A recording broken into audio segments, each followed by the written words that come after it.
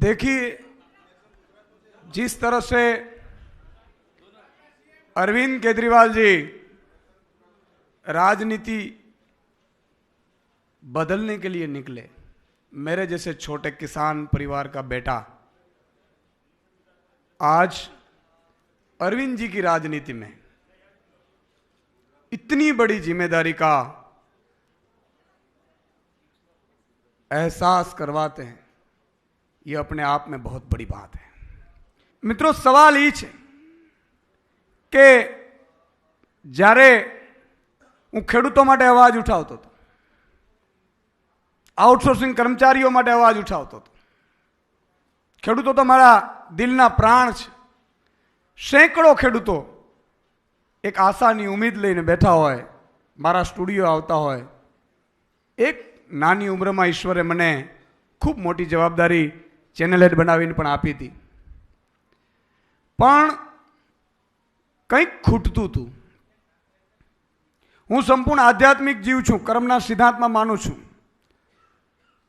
હું ખરાબ ક્યારે કોઈનું કરતો નથી। मैं ईश्वर से हर हमेशा एक ही प्रार्थना करता हूं कि मैं किसी का बुरा ना करूं, जितना हो सके मैं भला करने की कोशिश करूं। मुझे जिंदगी में मेरे लिए कुछ नहीं चाहिए, ईश्वर ने सब कुछ दे दिया। बस अब मेरे गुजरातियों के लिए मुझे ईश्वर से प्रार्थना है कि उनकी पीड़ा मैं थोड़ी भी कम कर सकूं, उतना मुझे आशीर्वाद दें। જ્યારે જ્યારે કોરોના આવ્યું, ખેડૂતોની વાત હતી, બેરોજગાર યુવાનો માટે પેપર લીક થતા હતા, વારે વારે આ પરિસ્થિતિ રહેતી હતી। અને એક દિવસ મને એવું લાગ્યું કે ઈશ્વરે મને કંઈક વધારે કહેવાનું, કારણ કે હું સેફ નોકરી હતી, સ્ટુડિયોમાં નોકરી હતી। સ્વાભાવિક તौर પર તમે શો પૂરો કરીને જવાબદારીમાંથી છટકી જાઓ। જ્યારે આઉટડોર શો કર્યું ત્યારે પણ हजारों की भीड़ अपने आप आने लगी, और सिर्फ यही कि हमेरा कुछ भला करिए।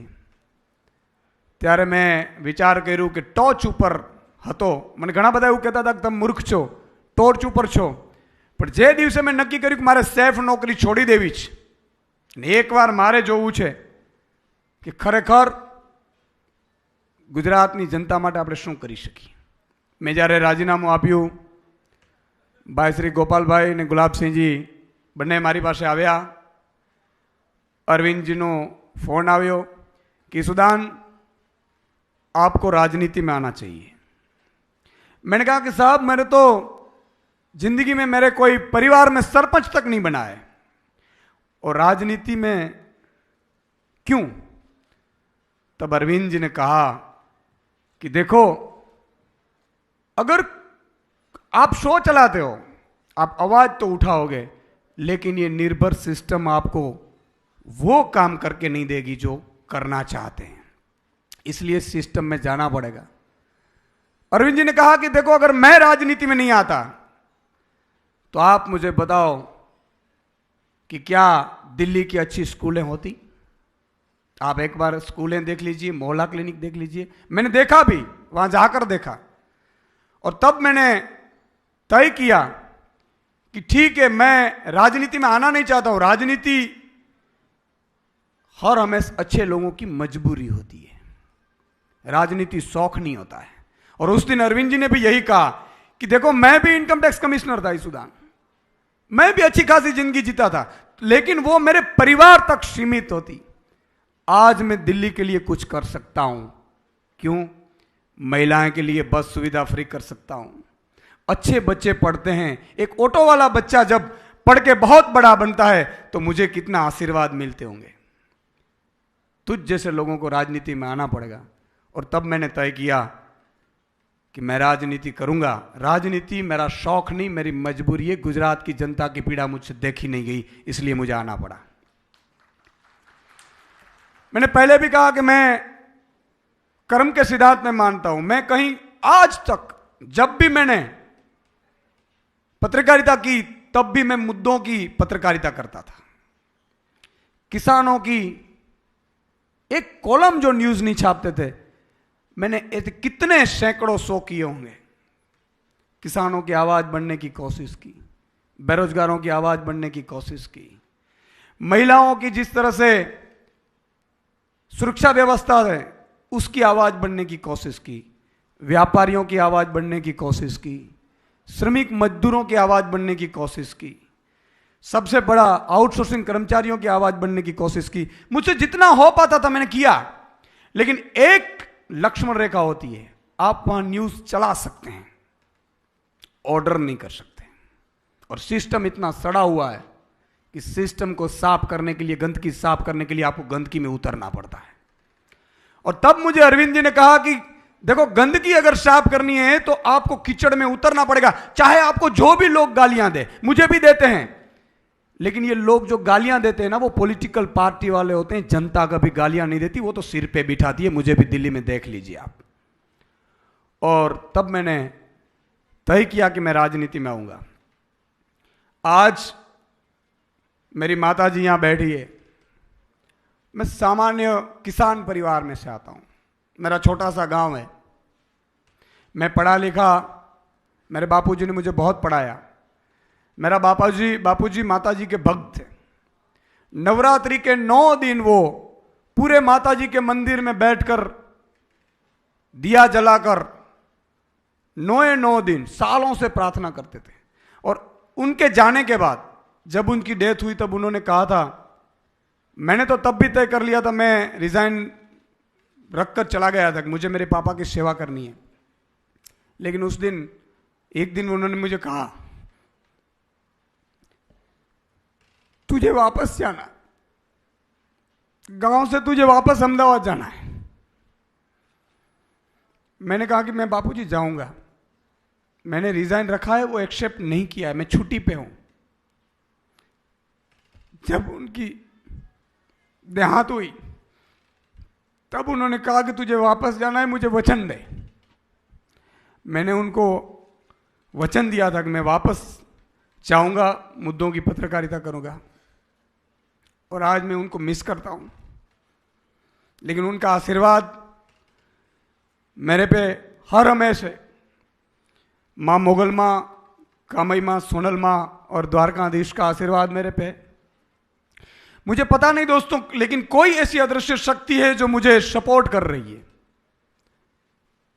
मैं साधारण सा लड़का हूं।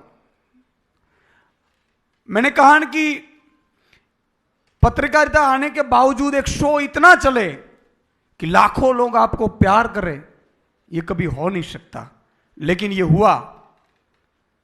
लेकिन सबसे बड़ी बात मुझे अरविंद जी में यह लगी कि उन्होंने जो राजनीति करने के नहीं बदलने के आए हैं। आज मैं और गोपाल भाई और सब जो आज योद्धा जुड़े हैं, मान साहब है, यहां सब बैठे हैं। अब देखो, सब के सब, अल्पेश भाई है, मनोज भाई है, गुलाब भाई है, युवराज है, राजू भाई है, किशोर काका है, सबके सब, जगमाल भाई, सब आम आदमी हैं। और आम आदमी को ये 32-33 साल का हमारे प्रेसिडेंट है गोपाल भाई। हिंदुस्तान में एक ऐसी पार्टी होगी गुजरात में जो 32 साल के युवा को अध्यक्ष बनाती है। मैं अरविंद केजरीवाल जी की राजनीति को सलाम करता हूं। ऐसा नहीं था कि मेरे पास और भी राजनीति के लोग नहीं आए होंगे, लेकिन मैंने कहा कि राजनीति मेरी मजबूरी है, राजनीति शौक नहीं है। मैंने अपना सब कुछ छोड़कर गुजरात की जनता के लिए आया हूं। और मैं गुजरात की जनता को ईश्वर की साक्षी में एक वादा करता हूं कि मैं जब तक मेरे इस शरीर में प्राण है, मैं आपकी सेवा करता रहूंगा। ये मेरा वादा है आपसे। मैं अपनों के लिए नहीं आया हूं, मेरे परिवार भी बैठे हैं। जब उनको भी पता नहीं था मैं राजनीति में जा रहा हूं, 2 दिन तक मैंने उनको मनाया कि देखो, मैं 39 का हो गया हूं, मेरे पास 20 साल है। 20 साल के बाद, 60 के बाद अगर एक दिन भी कोई जीता है ना, तो मैं मानता हूं कि वो बोनस है।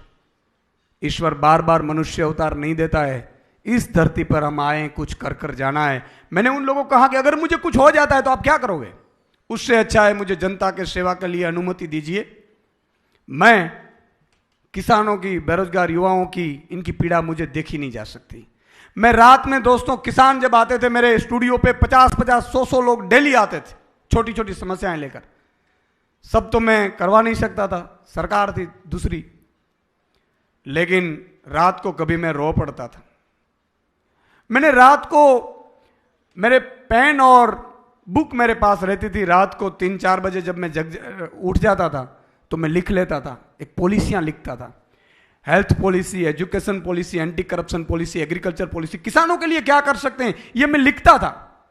और मैंने पॉलिटिकल पार्टियों को भी बोला कि ये आप लागू करिए, कोई ने नहीं माना। तब मुझे लगा कि जब अरविंद जी का फोन आया कि सुदान, तेरी गुजरात के वासियों इंतजार कर रहे हैं आप जैसे लोगों की, और हम अगर अच्छे लोग राजनीति में नहीं गए ना तो ये लोग लूट लेंगे। मैं किसानों को वादा करता हूं कि आपका भाई आपके लिए अब तक टीवी में आवाज उठाता था।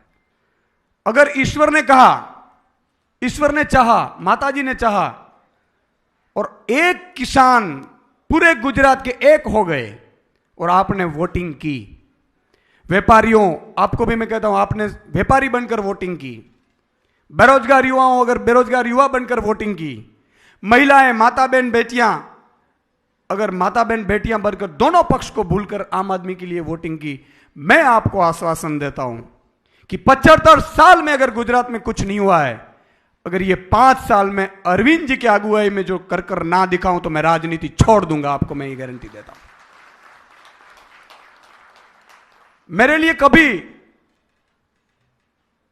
कुछ अब मेरे लिए नहीं रहा है, ईश्वर ने सब कुछ दे दिया है। मैं राजनीति में आया, जिस तरह से मेरे पे हमले हुए, आरोप पे लगे, मेरा फैमिली भी एक टाइम पे डर गया था कि क्या यार कीचड़ में पड़ गए। मैंने कहा कि ये तो होगा, ये तो होगा।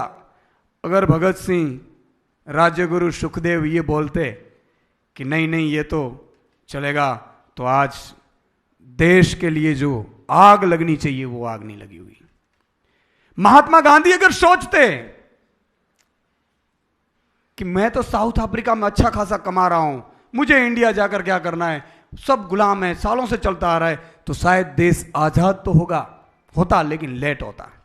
सरदार वल्लभ भाई पटेल अगर ये सोचते कि मुझे क्या है, तो मैं मानता हूं कि देश जिस दिन आजाद होना चाहिए था तब नहीं होता। इसलिए मैं सबका आभारी हूं, जिसने वोटिंग की उसका भी आभारी हूं, लेकिन मेरी एक प्रार्थना है, मुख्यमंत्री मैं नहीं, अगर आम आदमी की सरकार बनती है तो 6.5 करोड़ जनता मुख्यमंत्री की शपथ लेगी, ये गारंटी लेते हैं। और अरविंद जी एक ऐसे नेता है हिंदुस्तान में, काम की राजनीति से वोट मांगते हैं, भ्रमित मत होना।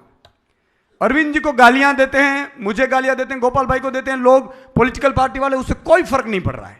लेकिन मैं आम जनता को एक हाथ जोड़कर विनती करता हूं, किसानों को हाथ जोड़कर विनती करता हूं, आपको बिजली नहीं मिल रही है, पानी नहीं मिल रहे हैं, भाव नहीं, दाम नहीं मिल रहे हैं, एक बार मौका दीजिएगा। अगली दिवाली अगर आपको दाम नहीं मिले ना तो लात मारकर आम आदमी पार्टी को निकाल देना, ये मेरा वादा है आपके पास।